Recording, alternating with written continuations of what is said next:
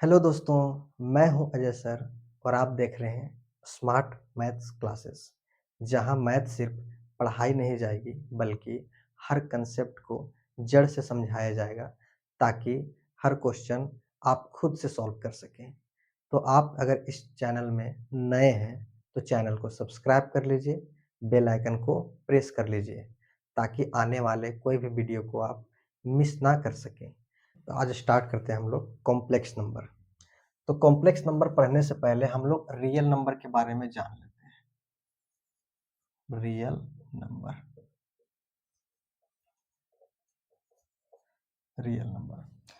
Number को हम लोग दो पार्ट में तोड़ते हैं।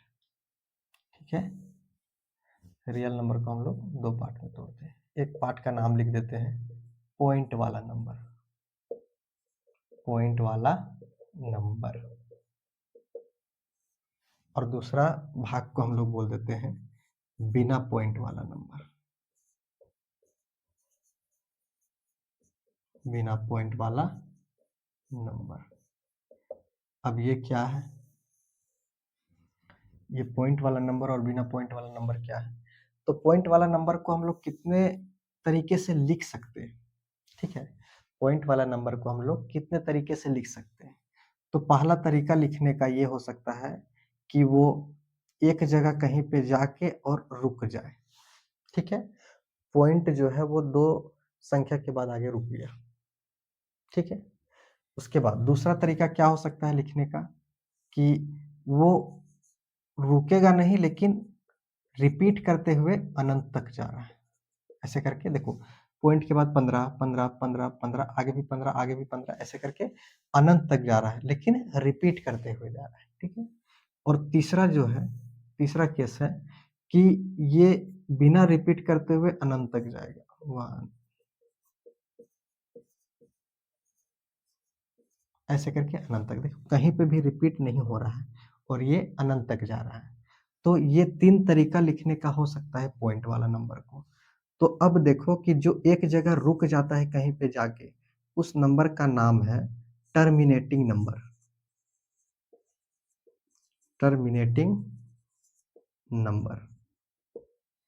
ठीक है, और जो रिपीट करते हुए अनंत तक जाएगा, रिपीट करते हुए अनंत तक जाता है, उसका नाम होता है none terminating. Non terminating but none terminating non terminating but repeating number. But repeating number.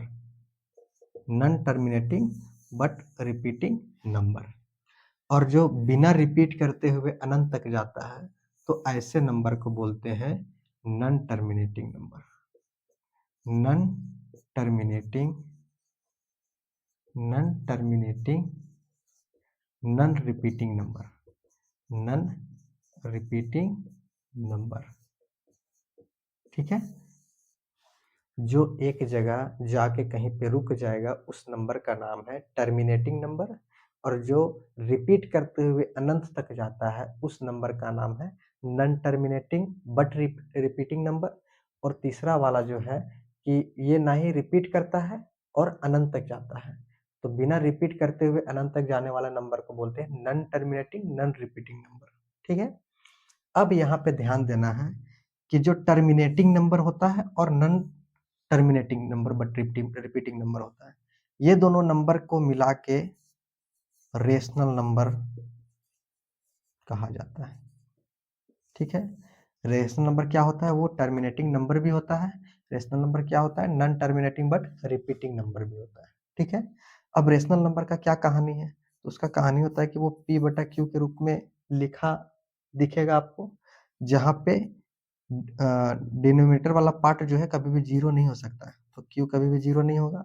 और क्या होता है कि पी और क्यू जो है वो इंटीजर्स होता है। इंटीजर्स होता है। ठीक है, पी और क्यू ऊपर और नीचे जो लिखा रहता है वहां पे इंटीजर लिखा होना चाहिए। और उसके बाद ये दोनों का एचसीएफ जो है, एचसीएफ जो है, पी और क्यू का एचसीएफ है वो 1 होना चाहिए। यही कंडीशन है रेशनल नंबर का। ठीक है, रेशनल नंबर का क्या कंडीशन है कि p बटा q के रूप में लिखा हुआ दिखेगा, जहाँ पे ये q नीचे वाला पार्ट कभी भी जीरो नहीं हो सकता है, ठीक है, क्योंकि नीचे जीरो हो जाएगा तो वो नॉट डिफाइंड बनता है। तो पहले रेशनल नंबर तब ना बोलेंगे, पहले वो नंबर डिफाइन होना चाहिए। तो डिफाइन होने के लिए नीचे जीरो नहीं हो सकता है, ठीक है। और p और q जो है ऊपर और नीचे जो संख्या लिखा रहेगा वो इंटीजर्स होगा, पूर्णांक होगा, ठीक है। और दोनों पूर्णांक का जो है एचसीएफ निकालेंगे तो वो 1 आएगा। एग्जाम्पल के तौर पर अगर देखा जाए तो 1/2, ठीक है, ये p बटा q के रूप में लिखा हुआ है, नीचे जीरो नहीं है, p और q दोनों पूर्णांक है, इंटीजर्स है, और ये दोनों का जब एचसीएफ निकालेंगे तो 1 आएगा, ठीक है। 10/3 है, ठीक है। तो ये सभी जो नंबर्स है वो रेशनल नंबर होता है। और ये नन टर्मिनेटिंग नन रिपीटिंग वाला नंबर होता है, उसको बोलते हैं irrational number. Irrational number, irrational number क्या बोलते हैं? Irrational number. अब इरेशनल नंबर का क्या इसका डिफिनेशन है कि जो रेशनल नहीं होगा, जो रेशनल नहीं होगा मतलब कि p बटा q के रूप में उसको हम लोग नहीं लिख सकते हैं, जहां p और q इंटीजर है। तो इरेशनल नंबर को कैसे लिखते हैं? तो ये नंबर हो जाता है रूट के अंदर वाला संख्या, ठीक है। जैसे रूट में रहेगा 3, रूट में रहेगा 5, रूट में रहेगा 7, तो ये सभी जो नंबर होता है वो इरेशनल नंबर के अंतर्गत आता है। तो इरेशनल नंबर में हमेशा एक बात याद रखना है, इरेशनल नंबर में हमेशा एक बात याद रखना है कि रूट के अंदर जो है वो नन स्क्वायर पॉजिटिव नंबर आता है। जो हम लोग यहाँ पे नंबर डालेंगे वो नन स्क्वायर पॉजिटिव नंबर डालेंगे। अब नन स्क्वायर क्या होता है? तो नन स्क्वायर नंबर इधर समझा देते हैं। नन स्क्वायर नंबर क्या होगा? जो किसी का स्क्वायर नहीं होता है, ठीक है, जो किसी का स्क्वायर नहीं होता है। जैसे 1 तो 1 का स्क्वायर है, ठीक है, तो 1 तो नहीं इसमें आएगा, तो क्या क्या आएगा?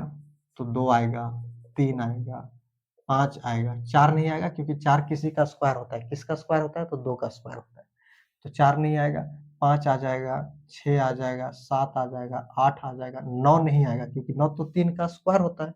तो नन स्क्वायर, स्क्वायर नहीं होना चाहिए, तो यहाँ पे 9 नहीं आएगा, 10 आ जाएगा, ऐसे करके ऐसा संख्या को बोलते हैं नन स्क्वायर नंबर। मतलब यही सब नंबर हमको यहाँ पे डालने का अलाउ है, ठीक है। रूट में हम लोग पॉजिटिव नंबर डालना है, देखो ये सब पॉजिटिव में आ रहा है, और नन स्क्वायर है, नन स्क्वायर, तो यही सब नंबर हम लोग यहाँ पे फिल कर सकते हैं, डाल सकते हैं।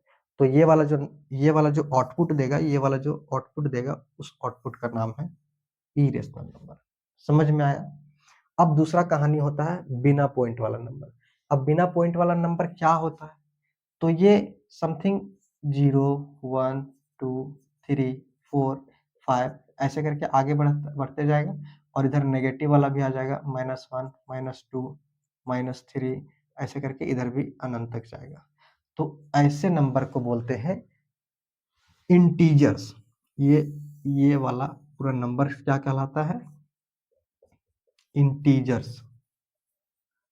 इंटीजर्स, ठीक है, ये वाला कहलाता है इंटीजर्स। देखो यहाँ पे कहीं पॉइंट नहीं दिखेगा, तो इसीलिए इसका नाम दे दिए हैं बिना पॉइंट वाला नंबर, ठीक है।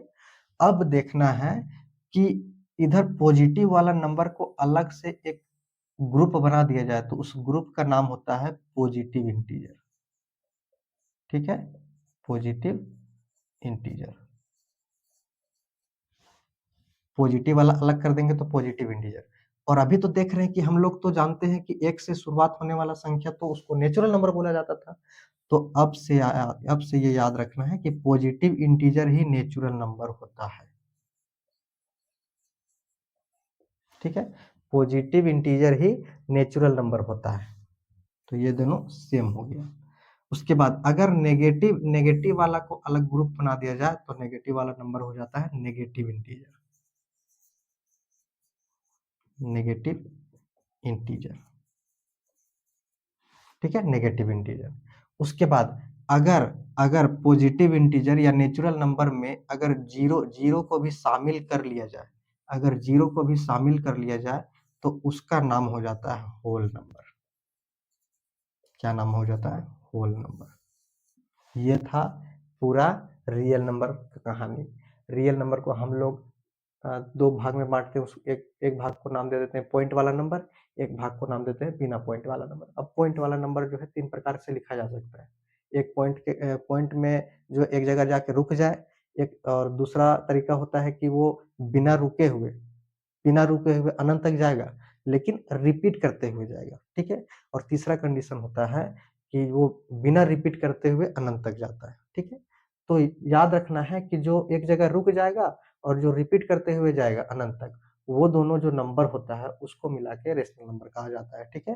क्योंकि रेशनल नंबर ये एक जगह रुक जाएगा वो नंबर भी होता है और जो रिपीट करते हुए अनंत तक जाता है वो नंबर भी होता है, ठीक है? जैसे 10/3 इसको 3 से अगर 10 को डिवाइड करेंगे तो ये समथिंग रिपीट करते हुए 3, 3, 3.3, 3, 3, 3 ऐसे करके बढ़ते जाएगा, तो रिपीट करते हुए अनंत तक जाएगा। लेकिन ये तो रेशनल नंबर है, ठीक है? तो इसीलिए रेशनल नंबर जो होता है वो रिपीट करते हुए अनंत तक जाता है। 1/2 को जब 2 से 1 को डिवाइड करेंगे, तो वो एक जगह जाके रुक जाएगा, ठीक है? 0.5 आएगा। तो एक जगह जाके रुक जाएगा तो उसको तो बोलते हैं टर्मिनेटिंग नंबर। तो रेशनल नंबर 2 नंबर को मिला के बनता है, ठीक है? मतलब रेशनल नंबर में non terminating but repeating number भी आ जाएगा और रेशनल नंबर में टर्मिनेटिंग नंबर भी आ जाएगा, ठीक है? एक ये अकेला बचता है non terminating non repeating number, तो इसी को बोलते हैं इरेशनल नंबर। अब ये नंबर क्या होता है? देखो √3 भी हम लोग क्लास 10 में पढ़े हैं कि √3 जो है वो एक इरेशनल नंबर होता है, रूट में 5 इरेशनल होता है, रूट में 7 इरेशनल होता है। तो ये सभी नंबर्स जो है बिना रिपीट करते हुए अनंत तक जाते हैं। जब कैलकुलेटर से इसको कैलकुलेट किया जाएगा तो ये बिना रिपीट करते हुए अनंत तक जाता है। इसीलिए ये सभी नंबर्स इरेशनल नंबर में आते हैं, ठीक है? अब इरेशनल नंबर में एक खास बात है कि यहाँ पे जो भी अंदर में नंबर डालेंगे वो पॉजिटिव नंबर तो डालेंगे ही डालेंगे, लेकिन नॉन स्क्वायर डालेंगे। क्योंकि अगर थोड़ा-सा दिमाग अगर लगाया जाए, तो अगर रूट के अंदर हम लोग 4 डाल देंगे स्क्वायर वाला नंबर, तो ये तो रूट से बाहर निकल जाएगा, रूट 4 का वैल्यू तो 2 हो जाता है।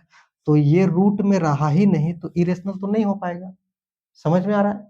कि अगर ये रूट में रहेगा तभी ना इरेशनल रहेगा, तो रूट में ये तो अभी रहा ही नहीं, ये तो बाहर निकल जाएगा, तो फिर ये इरेशनल के इरेशनल नंबर के कैटेगरी में नहीं आएगा। इसीलिए यहाँ पे जो डालना है वो नॉन स्क्वायर पॉजिटिव नंबर डालेंगे, ठीक है? ये बात हमेशा याद रखना है। उसके बाद क्या है बिना पॉइंट वाला नंबर में देखो 0 आएगा 1, 2, 3 ऐसे करके जाएगा और माइनस वाला इधर भी आते जाएगा। इस पूरा घर का नाम है इंटीजर। अगर पॉजिटिव वाला को अलग ग्रुप बना दिया जाए तो पॉजिटिव इंटीजर और पॉजिटिव इंटीजर ही नेचुरल नंबर होता है क्योंकि नेचुरल नंबर भी 1 से स्टार्ट होता है, तो पॉजिटिव नंबर भी नेचुरल नंबर हो जाएगा। अगर पॉजिटिव नंबर में अगर 0 को भी शामिल कर लिया जाए, तो उस नंबर का नाम हो जाता है होल नंबर, ठीक है? और नेगेटिव वाला को अलग कर दिया जाएगा तो उसका नाम हो जाएगा नेगेटिव इंटीजर। तो चलिए आज इतना ही तक, उसके बाद हम लोग अगले क्लास में इसके अगले पार्ट को देखेंगे, ठीक है? अगर वीडियो पसंद आया हो तो वीडियो को लाइक करें, चैनल को सब्सक्राइब करें और अपने दोस्तों के साथ ज़्यादा से ज़्यादा शेयर करें, ठीक है? मिलते हैं अगली क्लास में, तो तब तक के लिए बाय।